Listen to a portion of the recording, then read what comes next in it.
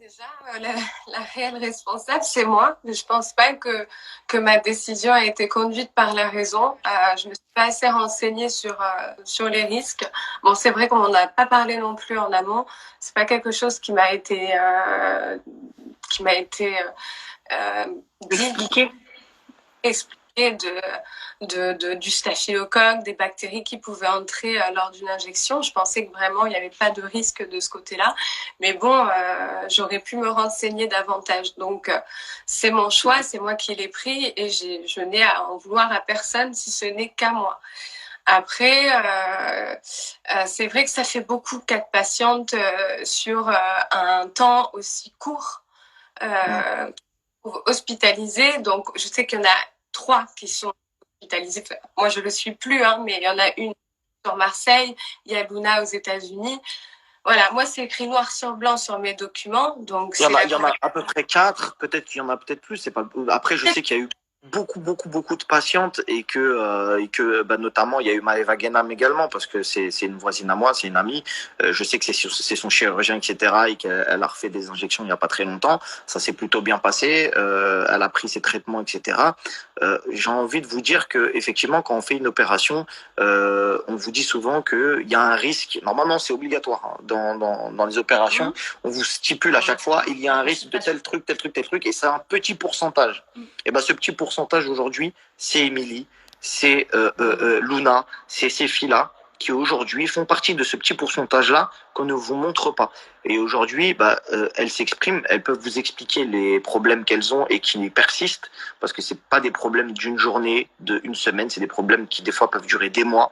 Aujourd'hui, ça peut gâcher un petit peu, entre guillemets, des vies, mais il faut comprendre que les chirurgiens, en tout cas le chirurgien en question, pour le connaître personnellement et avoir lui avoir moi-même confié ma propre femme, c'est pas quelqu'un qui est responsable clairement. Mais même Émilie ne le pense pas, d'ailleurs. Même Émilie ne le pense pas, ne l'accable pas. Il a même un vrai suivi, il les suit, ces personnes-là, ces patientes, que ce soit d'ailleurs Émilie ou Luna, je sais pas pour les deux autres, parce qu'on les connaît pas et on connaissait pas leur existence, mais pour Luna et toi, si je résume bien, tu m'avais expliqué quand même qu'il y avait un vrai suivi qui t'a pas laissé tomber, qui parlait avec, parce que toi tu as pris tu as suivi maintenant un hôpital par un service des infectiologues, ça se dit, c'est ça, c'est comme ça qu'on dit?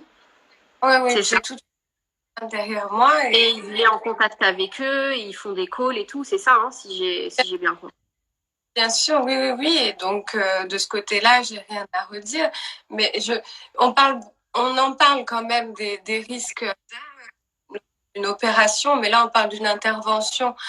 Et c'est vrai que l'intervention de médecine esthétique, on nous parle pas forcément des risques qui peuvent entrer des fesses. Et moi, c'est pas quelque chose qui m'a été dit. Mais après, peut-être que c'est parce que j'ai pas de questions non plus. Je me suis pas plus posé de questions que ça. Je pensais que c'était au visage. Ça coupe un petit peu. Ça coupe un tout petit peu le son quand tu parles. Essaie de bouger un tout petit peu ton téléphone. Je sais qu'il y a les parents aussi de Luna qui sont dévastés et aujourd'hui pour avoir eu écho de plein de choses par rapport à cette affaire-là, je sais que Benjamin Azoulay est tous les jours avec ses parents, avec Luna jusqu'à pas d'heure. Il fait des pieds et des mains pour la rapatrier en France pour pouvoir l'opérer. Normalement, elle doit rentrer peut-être mercredi. Alors, quand elle tu doit sais, rentrer. Peut-être que tu sais. Tu m'avais dit quand est-ce qu'elle arrivait, non, tu sais plus? Oui, parce que c'est Benjamin qui me l'avait dit. Elle rentre mercredi, je crois. C'est mercredi, c'est ça? Oui, c'est mercredi. Oui, Benjamin m'avait dit mercredi. Voilà, donc du coup, il fait des pieds et des mains pour la rapatrier en France pour pouvoir s'en occuper, parce qu'aux États-Unis, clairement, c'est eux qui sont responsables de son état de santé qui s'aggrave et est en train de lui faire n'importe quoi, de lui donner n'importe quel médicament. Ils ont l'impression de soigner une grippe, etc., alors que ça n'a strictement rien à voir. Et du coup, en fait, leur expliquer que ça aurait pu arriver à Benjamin, comme ça aurait pu arriver comme n'importe quel chirurgien qui aujourd'hui opère une fille, c'est les réactions que le produit peut avoir, et c'est pour ça que c'est dommage que l'on n'ait pas le gérant de ce produit qui s'appelle le Yacorp, de la marque Yacorp. Est-ce que réellement maintenant, est-ce que ça peut être aussi le produit? Qu'est-ce qu'ils t'ont dit, toi, Émilie? Qu'est-ce qu'ils t'ont dit par rapport ils t'ont dit c'est le produit, parce qu'au bout d'un moment, t'es parti dans un hôpital, donc qu'est-ce qu'ils t'ont dit? Ils t'ont dit quoi? Ah ben eux, ils pensent pas que ce soit le produit. Le produit en lui-même, c'est pas c'est pas le problème. C'est la bactérie qui est logée dans le corps. Pendant les portes d'entrée qu'on nous fait, est-ce que ça a été stérilisé correctement? Est-ce que, c'est toute cette question-là sanitaire qui se pose et pas autre chose. Le produit en lui-même, le Yacore, c'est vrai que la bactérie se loge à l'intérieur maintenant, mais elle ne vient pas du produit en lui-même. Elle a été venue s'installer dans mes fesses parce qu'il y avait un problème. Ok. C'est difficile de trouver un coupable quand il y a ce genre de choses et tout le monde se rejette un petit peu la balle. De toutes les façons, je pense que la personne là, en l'occurrence, qui est vraiment pas responsable, c'est le chirurgien parce que lui, je pense pas que ça lui fasse plaisir aujourd'hui de mettre des bactéries dans le corps des gens. Ça, c'est clair et net. Le produit non plus, c'est pas une bonne publicité que de dire que des filles qui s'injectent ce produit-là, etc. Surtout qu'il y a des filles qui ont pas du tout les mêmes symptômes et du tout les mêmes problèmes. Donc du coup, si à la limite on avait eu plusieurs filles qui avaient eu les mêmes choses, etc. Je veux dire toutes les filles, pardon, 85%, quelque chose comme ça. Alors oui, mais la majorité des filles de télé-réalité que vous voyez, etc. Elles s'injectent du Yacorp et aujourd'hui ça leur a pas, en tout cas pas toutes, ça leur a pas fait de problème. Aujourd'hui c'est vraiment un cas bien particulier, un cas, je vais dire presque isolé, mais qui fait partie quand même des risques lorsque vous faites de la chirurgie esthétique. Oui, tout à fait. Est-ce que tu auras un conseil à donner pour toutes les filles qui nous regardent, leur dire quelque chose parce que comme toi, comme beaucoup de femmes sur cette planète, il y en a beaucoup qui veulent le corps parfait ou en tout cas s'embellir pour se plaire à elles-mêmes ou à leur chérie. Est-ce que tu as un mot à leur dire? Simplement de faire que peu importe les décisions qu'elles prennent, qu'elles soient toujours conduites par la raison. Donc, de manière conscientisée, de réfléchir à deux fois à ce que vous faites, à vous renseigner un maximum sur ce que vous faites. Et si vous avez la possibilité de travailler vos fesses en faisant du sport, faites-le parce que c'est beaucoup plus sain que de passer par la case chirurgie esthétique. Pour moi, c'est une certitude. Après, on n'a pas tous la force mentale pour passer par là, mais c'est vrai que, en tout cas, c'est pas sans risque et c'est pas des opérations anodines, quoi. Après, c'est vrai qu'en plus, les filles veulent le faire de plus en plus jeunes, donc c'est vrai que c'est des risques. Là, toi, aujourd'hui, on va dire que peut-être ton corps est un petit peu plus développé, donc peut-être que, tu vois, tu supportes mieux, mais si tu avais été limite, tu sors de l'adolescence, ça aurait pu être dramatique, quoi. C'est ça, exactement. Moi, ça fait quand même des mois que j'oscille entre 9 et 10 de tension, donc c'est pas... J'ai un médecin traitant qui vient toutes les semaines à la maison. J'ai des prélèvements toutes les semaines, des prises de sang toutes les semaines. Après, ça rythme mon quotidien aujourd'hui. Donc, j'aimerais beaucoup m'en débarrasser. Ouais, je vais ouvrir les questions si vous avez des questions. Juste pour savoir, c'est la seule opération que tu avais fait avec Benjamin? C'était la seule? Non, avec Ben, j'ai déjà fait des injections au visage. Il m'avait déjà fait le Botox, il me semble, je me souviens plus, mais j'ai jamais eu. C'était très bien passé. Voilà, qui s'était très bien passé. Des petites injections au visage. Après, mon opération de la poitrine, je l'ai faite en Tunisie et mon nez en Tunisie, j'ai jamais eu de problème. Ok, d'accord. Alors bouge pas, je vais ouvrir les questions. Je vais voir si on a des questions parce que ton témoignage, j'arrive pas à ouvrir les questions. J'ai le doigt malheureusement qui. Je vais attendre un tout petit peu. Je vais essayer de voir si Nadé y arrive sur mon compte. En tout cas, merci infiniment. Ça y est, c'est bon. Merci infiniment en tout cas, Émilie, d'avoir témoigné.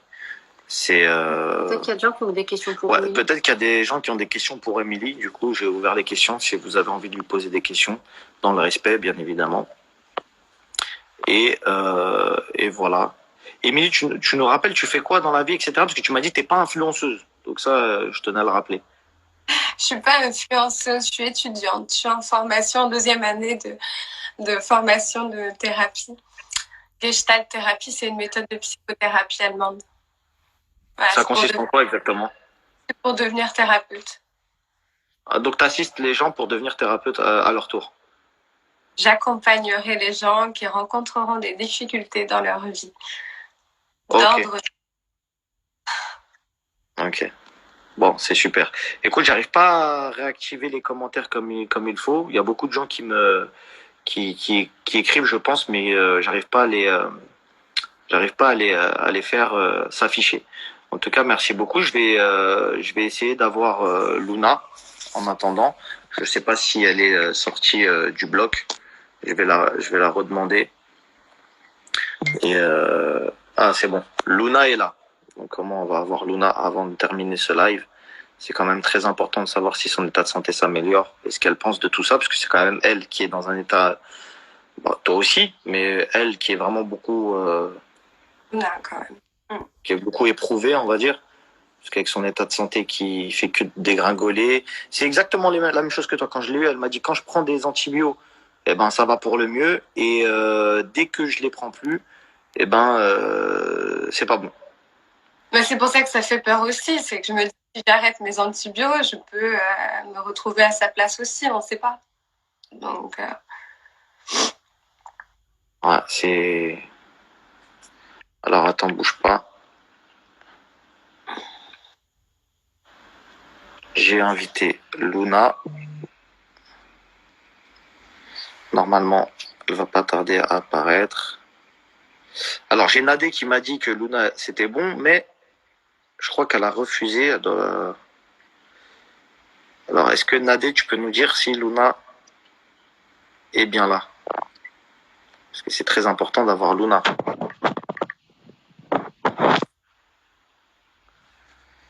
Bon. Elle a fait la demande, elle me dit. Alors ouais, c'est bon, je l'ai. Désolé, hein, le téléphone, c'est... Salut Luna. Désolée. Non, c'est juste... Yes, oui, c'est tout là. Désolée. Non, ça va? Just put your phone down. If you tense up, it's me too much. Okay, I'm sorry. Just relax your arm, yeah. Désolée. Je savais pas que t'allais venir. Tu savais pas que? Que l'infirmière, elle allait venir, elle vient de débarquer pour me prendre ma pression, je sais pas quoi. Attention, attention. Mi vitale, je sais pas comment dire en français. Désolée, je dois pas trop parler. Tu sais parler français, Luna, quand même, arrête, abuse pas là. Je dois pas trop parler quand on prend la pression sanguine. Ok, on va attendre. Hi, is it high downstairs? Was it high downstairs? Non. No, let me take it again, okay? Because you was tensing up. Ok. One more time.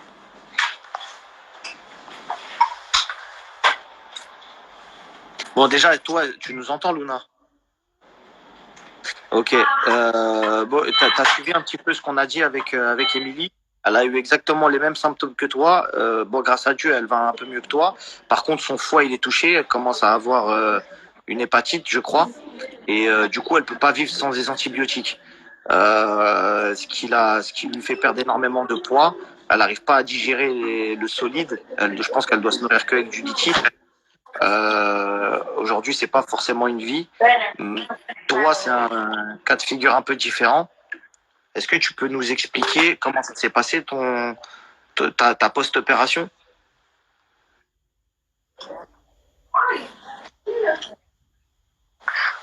Vous m'entendez bien?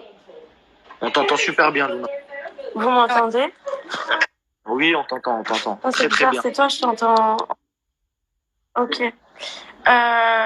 Ouais, j'ai pas entendu la dernière partie, excuse-moi.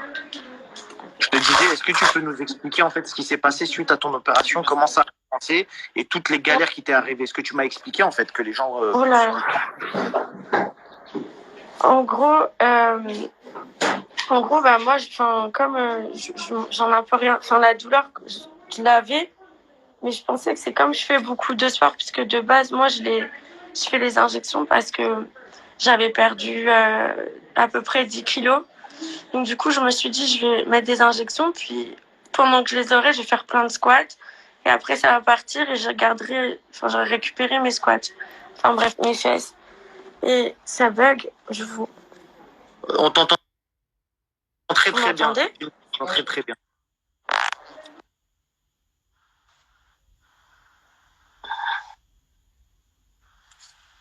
Elle a dû bouger son téléphone. Donc si tu nous entends, Luna, on t'entendait très très bien. Je sais pas si tu es toujours là. Vous m'entendez là ? On t'entend très bien. On t'entend très bien. Je suis désolée. Ok, ça bug. Et donc, du coup, moi, les douleurs, c'est apparu pareil, en fait. Quand j'ai entendu Émilie parler, c'est exactement la même chose. Franchement, les tâches, elles sont apparues de la même manière. Sauf que, en fait, moi, on m'a pas traité avec des médicaments par voie orale. On m'a souvent mis par voie intraveineuse. Et c'est grâce à ça que mon foie, il a pas pris un gros coup.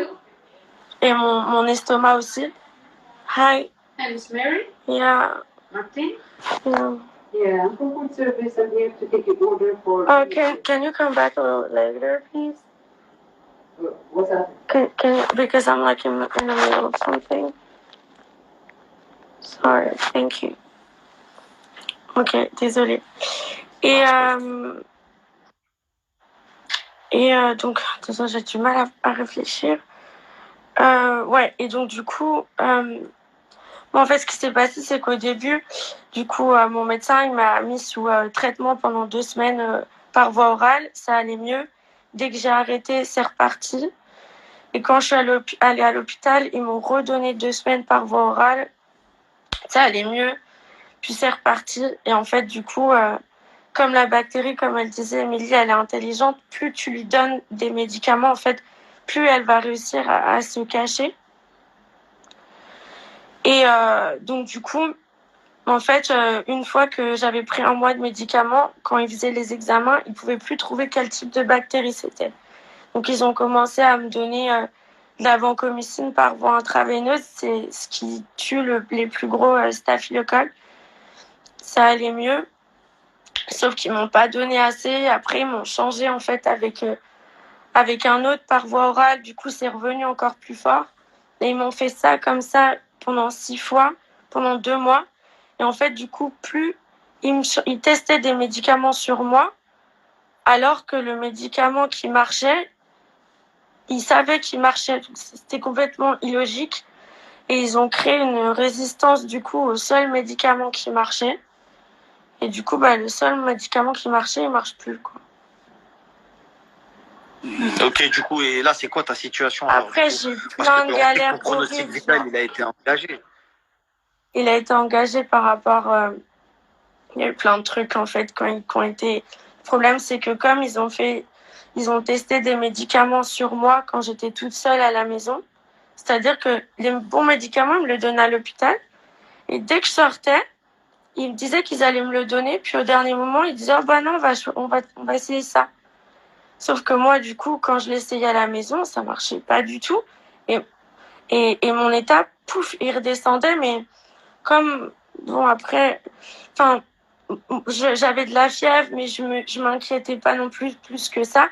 Après, le temps que j'arrive à l'hôpital, pouf, en fait, je me souviens pas trop les fois où je suis allée à l'hôpital. Il y a 3 fois où je me souviens pas. Parce que, en fait, le problème, c'est que quand l'infection, elle revient, moi, elle part dans le sang. C'est pour ça que ça fait une septicémie. C'est qu'à chaque fois que l'infection, elle revient en septicémie. Donc, elle part dans le sang, en fait. Et donc, quand c'est dans le sang, là, ça atteint un peu tout le corps, quoi. Ok, aujourd'hui, c'est quoi ton état de santé? Aujourd'hui, on en est où dans toutes ces dingueries qui t'est arrivées? Franchement, il y a eu plein de trucs. J'ai des médecins. Pendant que j'étais en crise de septicémie, j'étais complètement shootée. Il y a un médecin qui est venu, genre, dans ma chambre, alors qu'on devait aller en salle stérile pour m'opérer. Contre le gré de tous les autres médecins, en loose day, il est venu avec des scalpels. Il a commencé à mettre une couette chirurgicale sur moi, à me dire de me retourner. Et il a voulu m'opérer. J'ai commencé à crier. et il me disait de me taire et tout. Et après, au final, il y a des gens qui m'ont entendu de l'extérieur, qui ont arrêté ça. Il m'est arrivé des trucs de ouf ici. Des trucs de ouf. Genre, Ça se passe aux une fois, je suis États-Unis. venue aux urgences, j'ai eu un trauma crânien parce que je suis tombée sur la tête. Et genre, enfin, c'était horrible, je sais pas. Prends ton temps, Luna, prends ton temps. Et c'est un témoignage, en tout cas, qui est très utile pour toutes les filles qui nous regardent. Je sais que la majorité des gens qui nous regardent, c'est des filles, c'est des jeunes filles. C'est des filles qui sont prêtes peut-être à passer sur une table d'opération pour faire une opération similaire à la tienne, etc. En fait, ce qui est hyper important, il faut que les gens ils sachent que ce produit, il est interdit aux États-Unis, justement par rapport à ce genre de complications. Tu parles de quel produit qu'on s'est injecté. C'est un produit qu'on s'est injecté, mais c'est un produit qu'on ne s'est pas retiré sur des grandes surfaces comme ça. Et donc, c'est pas comme des implants. Une bactérie, elle va se nourrir d'un corps étranger. Si c'est un implant, tu retires. Mais comme ça fait partie de notre tissu maintenant, le seul moyen de le retirer, en vrai, il me dit, moi, c'est ce que tout le monde me dit depuis que je suis aux États-Unis. Après, je sais pas comment ça va se passer quand je rentre en France, mais la logique des choses, en fait, quand ça fait des mois et des mois que tu es sous antibiotiques et que dans tous les cas, la bactérie, elle est enfermée dans le produit, qui est enfermé dans ton tissu, à moins qu'ils trouvent une technique de fou qu'ils inventent, parce qu'ils la connaissent pas, étant donné qu'ils n'ont jamais eu affaire à ça, parce que c'est un nouveau produit et qu'ils n'ont jamais eu des cas où il fallait le retirer. Il faut couper, c'est tout. C'est bien à toi qu'ils ont proposé de couper les fesses? Comment? C'est à toi qu'ils ont proposé de couper, faire une ablation du fessier, de couper carrément? Mais c'est pas, j'ai pas vu un chirurgien, j'ai vu 20 chirurgiens depuis à l'hôpital. Et c'est tous la même chose. C'est logique. Comment vous voulez retirer un produit qui fait partie de notre tissu sans retirer le tissu? Alors moi, si je peux me permettre, j'ai eu Benjamin qui m'a appelé ce matin et qui me propose un nouveau traitement de 60 jours, mais moi je pourrais pas le prendre. Donc la dernière solution qu'il a envisagée, c'était de tirer le produit et après drainer la fesse. Mais c'est vrai que le produit il est la même dans moi, ça me fait très peur et je cette opération là parce que en fait, drainer, faut savoir pour que les gens comprennent, drainer, c'est-à-dire faire 2 incisions au niveau des fesses, une incision à chaque fesse et laisser couler tout le liquide, tout ce qu'il y a, mais y compris les tissus, etc. Et de ne plus avoir de fesses du tout. En fait, pour avoir vu le produit, moi, je l'ai vu parce qu'ils ont fait des ponctions plusieurs fois. Et ils m'ont carrément laissé toucher, parce que je suis hyper curieuse. Je voulais savoir c'était comment. Et c'est dur un peu, c'est pas un truc qui coule, quoi. Eux, ils disent qu'il faut couper la fesse entièrement et gratter et refermer la fesse. Comme ce qu'ils font pour des filles qui mettent du ciment ou... En fait, le problème, c'est qu'on pense que comme c'est un produit... en soi, on n'a pas besoin de le faire au bloc. C'est comme... Moi, comme je me suis dit que c'était des injections d'acide hyaluronique, je me suis dit c'est comme les lèvres. T'arrives, on te fait les injections, tu repars et puis voilà. Sauf qu'en fait, c'est plus dangereux que des implants, clairement. Parce qu'au final, t'as une infection, tu peux pas la traiter. En fait, je pense que surtout, les implants, c'est une opération qui est assez lourde et que les injections, ça va beaucoup plus vite. Et je pense que c'est une opération sur laquelle ils n'ont pas assez de recul. C'est une intervention, comme disait Émilie, c'est pas une opération. Et qu'aujourd'hui, je pense que même si demain vous devez faire appel à la chirurgie esthétique par rapport aux fesses, je vais pas dire de privilégier des prothèses, mais c'est vrai que comme dit Luna, une prothèse t'ouvre, tu retires, fini. écouteurs. J'entends Moi, j'ai absolument rien. vu le produit, Ah là, je vous entends. j'ai vu le produit via le scanner et c'est vrai que le produit, on voyait des boules. Moi, c'était des boules et il me disait là que ça avait l'air d'être visqueux et c'est vrai que je vois pas comment ils peuvent nous retirer ça et je rejoins totalement Luna et ça me fait extrêmement peur. Et je pense qu'on est un peu baladé aussi parce que là, ils ont pas de solution. Et ça, c'est une certitude, Marc. Il faut le dire aux gens. C'est qu'ils nous prennent pour des cons avec leur putain de Yacore de merde, là. Et qu'on va faire, je sais pas ce qui va se passer, mais là, on est en train de devenir dingue. On est en train de devenir dingue.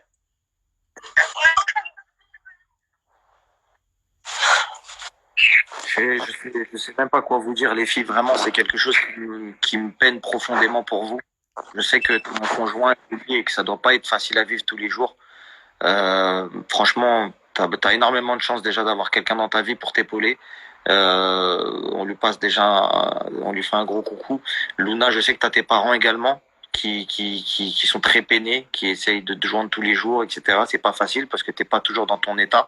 Avec les médicaments, t'es un peu shooté, t'es un peu à l'ouest. Donc du coup, c'est très dur aussi pour eux. Je sais que Benjamin, il est dans la tourmente également. Tous les jours, il fait des pieds et des mains pour te rapatrier en France. Ça, faut le souligner également. Je trouve ça un peu dommage que le PDG de Yacorp, qui est dans ce live, ne puisse pas intervenir.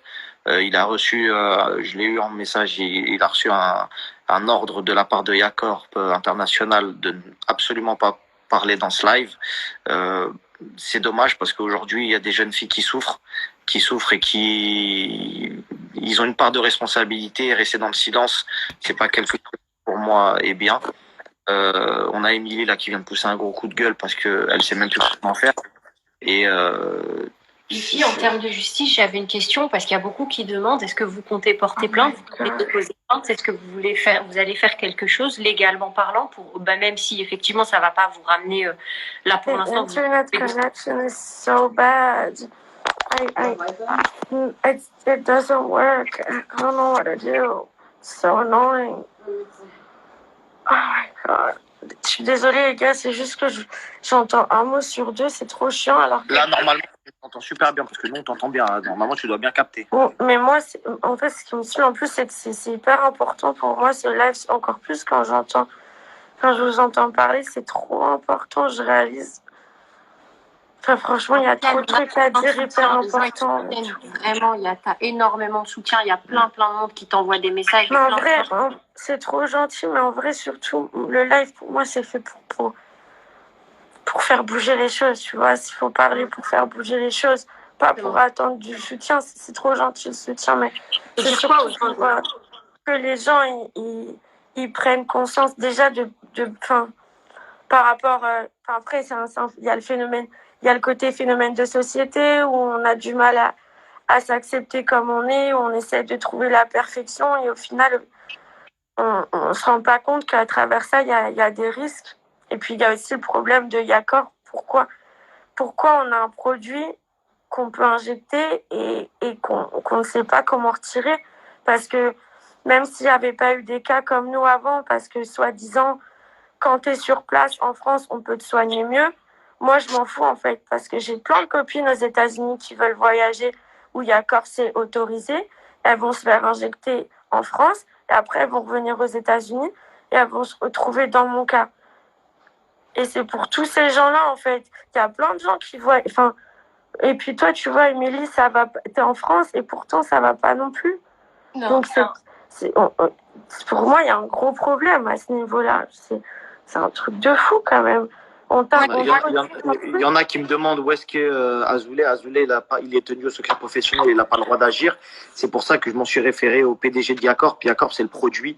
Moi, je défends absolument personne. Je vois quelques messages où on me dit arrête de défendre, etc. Et il y a eu un autre commentaire qui a été très pertinent, qui a dit si c'était ta femme qui était victime comme ces deux filles, parce que ça aurait pu l'être. Elle s'est fait également opérer par Benjamin. T'aurais pas réagi comme ça. Alors déjà, de un, je pense que tous les trois dans ce live, on est d'accord que personne nous a forcé à se diriger vers un chirurgien. Donc déjà de base, la première responsabilité, le premier fautif, c'est nous. C'est d'avoir pensé peut-être que la chirurgie aurait pu rapporter quelque chose de meilleur dans nos vies, et c'est pas tout le temps le cas, et des fois elle ramène beaucoup de problèmes. Ensuite, secondo, c'est vrai que le rapport de confiance avec le chirurgien, c'est la première des choses. Et ensuite, le rapport avec le produit.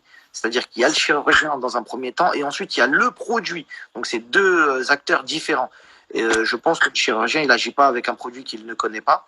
Et encore une fois, je vous ai parlé tout à l'heure, en tout cas j'ai parlé à Émilie, on sait que Benjamin, c'est ce qu'elle le met